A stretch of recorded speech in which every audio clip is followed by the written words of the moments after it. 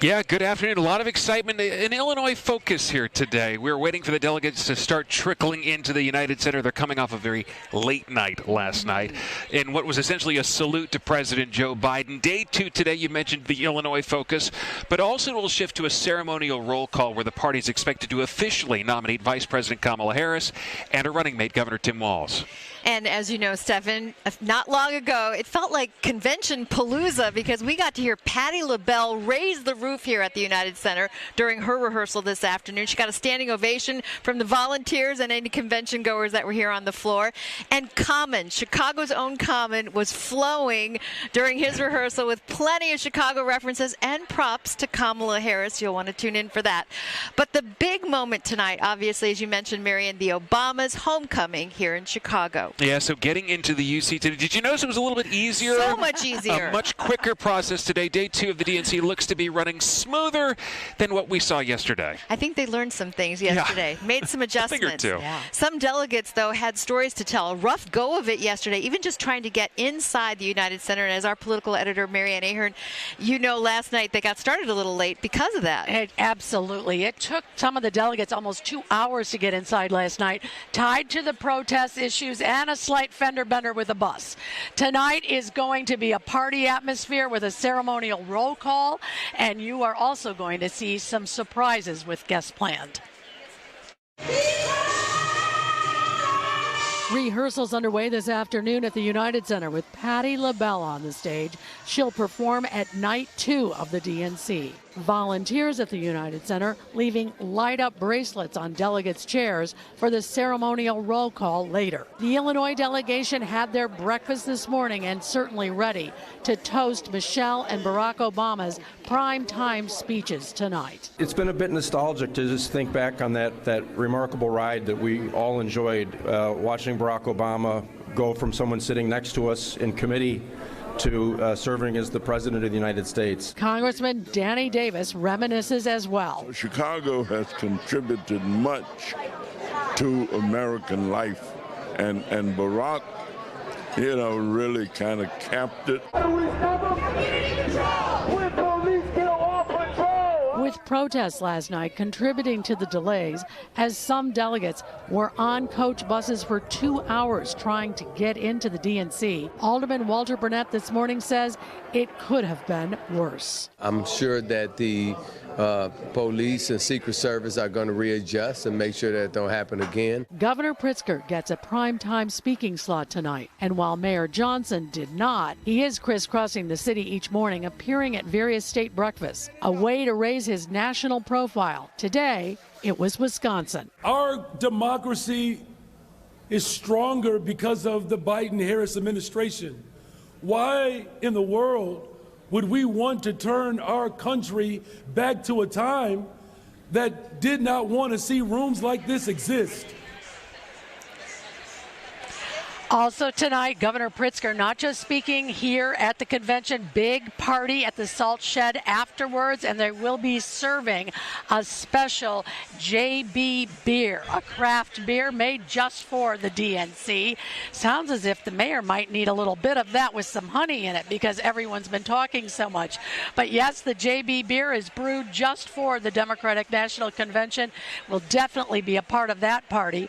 I think my Diet Coke doesn't. Oh, there you go. It goes You well. got some J beer. Yeah, the J beer. Need some There's caffeine. some special guests coming to this party tonight. Yeah, too. John Legend at the party tonight, and that's not the only post party tonight that sounds like it should be fun. The Killers are at a different post party. So Chicago is rocking with parties, not just in here. The ceremonial roll call will be one, as well as post tonight. Now, in addition to policy meetings and speeches, the Democratic National Convention features all sorts of ceremonial events, including the vote we've talked about that's happening tonight. But really central to this convention itself are the delegates. Wouldn't happen without them. But we've often wondered, how does someone actually get to be a delegate? I've never known anyone in person who is. So Marianne Ahern is at the United Center to explain that for us. So how do you get one of these seats? How are you here at the convention as an Illinois delegate? You run for office, in a sense. You do file with the Illinois State Board of Elections. You make sure you're older than 18, and you're on the ballot in the March primary. The Illinois delegation, they were committed to Biden. That, of course, changed. They're now committed to Harris. There are states with some uncommitted delegates. That negotiation is still underway. Most likely, these are people interested in politics. There are city officials, state lawmakers, TV personality, Star Jones, she's with the Illinois delegation, and there are those just interested college students. In fact, the youngest delegate from Illinois is just 19. How cool is that? Now we know, and now you know. Now, ahead of tonight's keynote speeches, the delegates are getting down to business here. Yes, they are. They are spending the day today at McCormick Place with politicians from all across the country. The delegates discussing top issues for Democrats. NBC5's Kate Chappell gives us a look inside. Minnesota Governor and Vice Presidential candidate Tim Walz makes not one but two surprise stops at council and caucus meetings on day 2 of the DNC. This energy you're feeling, it's everywhere. He and dozens of speakers addressing two top issues for Democrats: reproductive rights and the youth vote. Reproductive freedom is the key issue in this election. 1 in 2 black women in this country is living in a state that advanced a partial or total abortion ban. 1 in 3 women overall. A small group of pro-Palestinian protesters briefly interrupted Walz during his address to the Women's Caucus.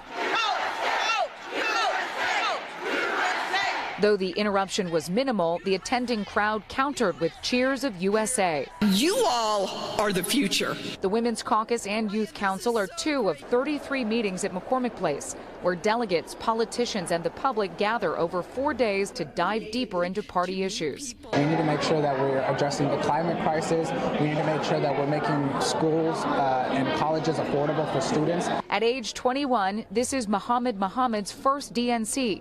The youngest delegate from South Dakota, he's feeling energized with Harris and Walz at the top of the ticket. And with 8 million young people newly eligible to vote in 2024, candidates will be looking for ways to engage on the issues Gen Z cares most about. Why should we do student loan repayments? Because we didn't have to get them because the cost wasn't so damn expensive on the front end. The vibes have changed. I feel like all of us here tonight and yesterday are a bunch of joyful warriors because just the atmosphere has changed. Also today, the Disability Caucus and Rural Council, as well as Veterans and Military Affairs. Council and caucus meetings continue tomorrow. Anyone can watch on the DNC's YouTube page. At McCormick Place, Kate Chappell, NBC5 News.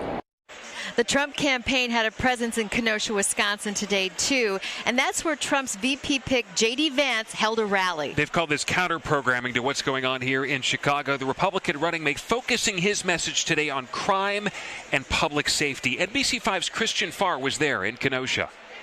Best of the world. With the sound of country music playing, Republican vice presidential candidate J.D. Vance arrived in Kenosha for a campaign event focused on supporting law enforcement.